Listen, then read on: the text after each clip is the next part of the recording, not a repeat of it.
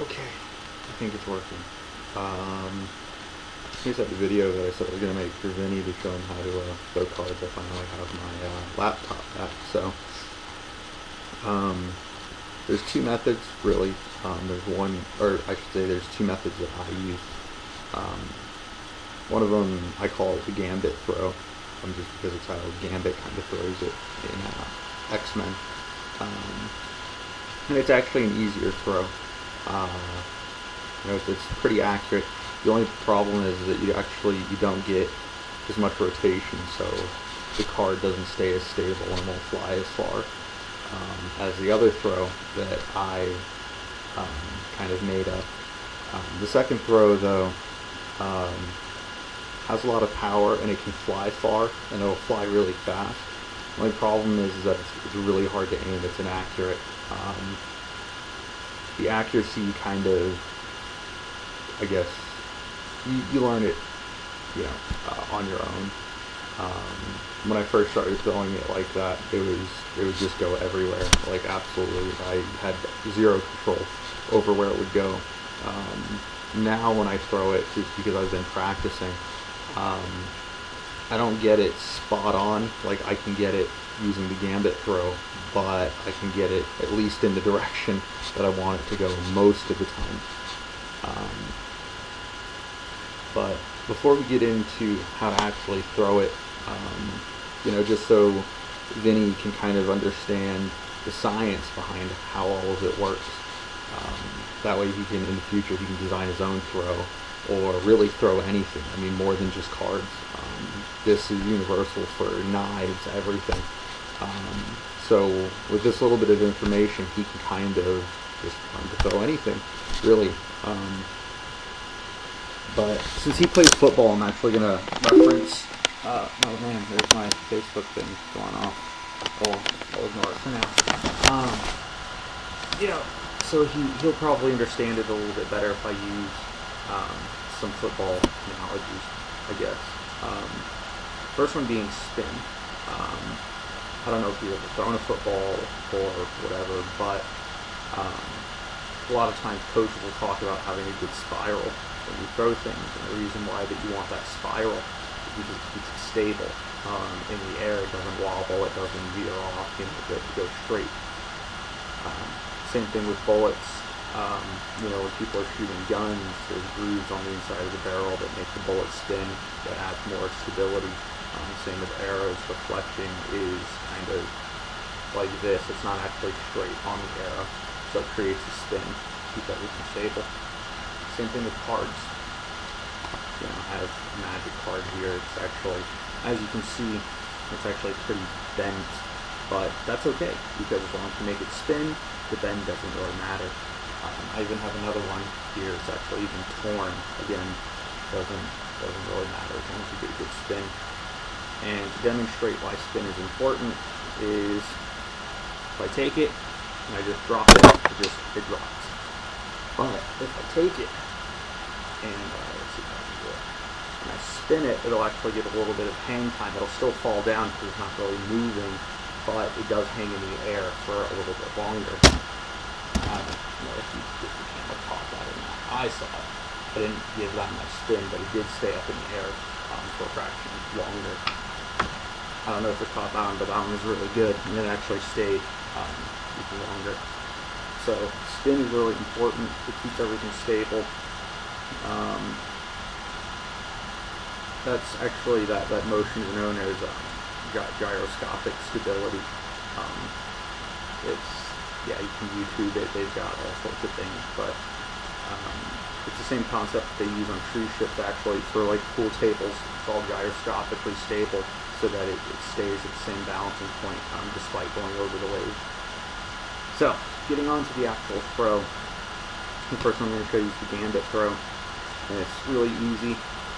Both those are going to use the basic hand structure is pretty much the same. It's a knife hand, so you just go like this, and you take a corner and you want to put it in the fingertips here. So when you grab it, it's here. You want it to be as close to the corner as possible, but obviously you want to be able to grip the card. Like, you want to be able to go like this. If you can't, like you have it way off, you're barely just gripping it, and you try to shake it, it's going to fall out of your hand, and you're not going to get a good rotation. So you want it in the corner as close as possible, but you also want to have a good grip on it. Be able to shake it, and it's not going to fly out of your hand.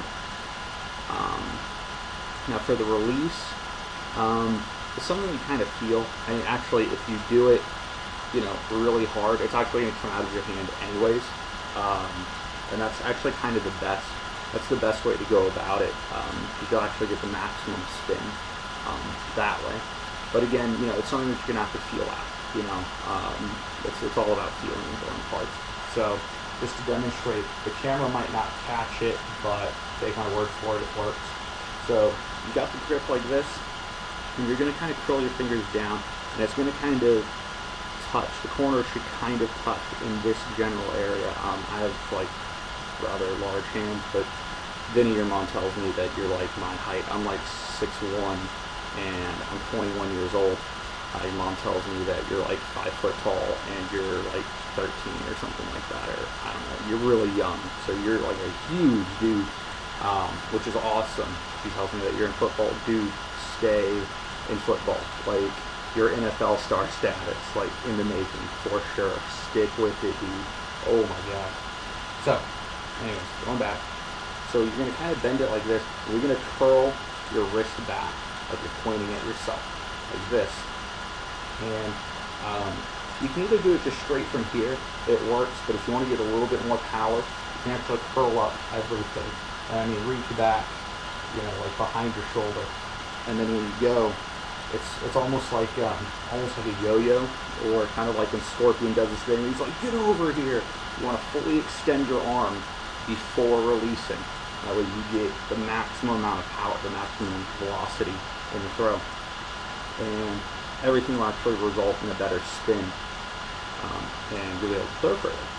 Again, this is way more accurate, so I don't know if the camera's going to catch it, but I'm going to try to demonstrate the throw. And the way I throw it is I release at about right here. I mean, not really release. It's like I said, like when you start doing it, you'll feel it and you'll understand what I mean.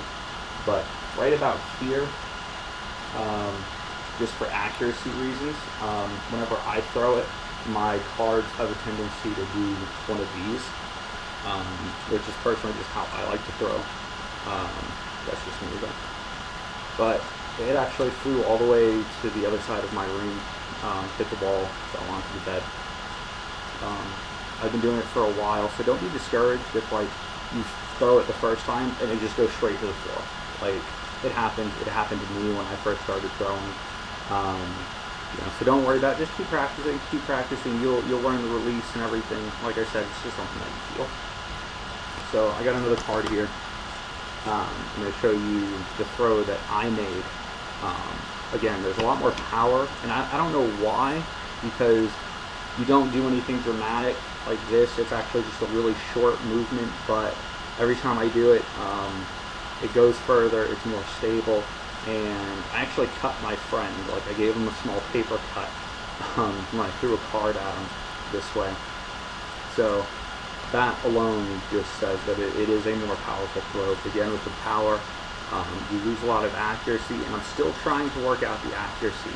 When I first started throwing it this way, like, it just went everywhere. Like, I had absolutely no control of where it would go. Now I have a little bit more accuracy, but it's not spot on like my gambit throw. It's definitely a little inaccurate still. So anyways, with this one, again, simple knife hand. Actually, when I do it, sometimes I even ball up my fists. It doesn't really matter. But essentially, just we'll stick with the basics. Knife hand, same grip. You're going to want to do it up here, and you want it as far into the corner as possible. And again, you want to be able to shake it and not lose the card. If you shake it and lose the card, no power. It's going to fall out of your hand before you can throw it. So, no power.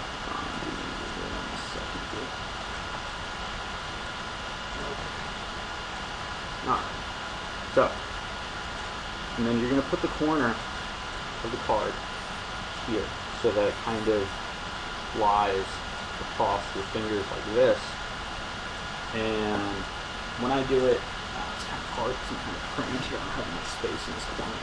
But I kind of hike up my elbow like this, and when I do it, I kind of flick it. Like, I kind of do a little bit of this. The reason why I do it from up here is because when I used to throw it from here, it would always go off to the side. So I do it like this because then it kind of goes more, forward. I'm going to demonstrate this one as well. The camera might not catch it, I don't know. But you might hear it bounce off the wall or something, or hit my lamp or my guitar or something that's in my room because it's really inaccurate. So I don't know what it's going to hit. It might not hit anything, it might be a flop. So here we go.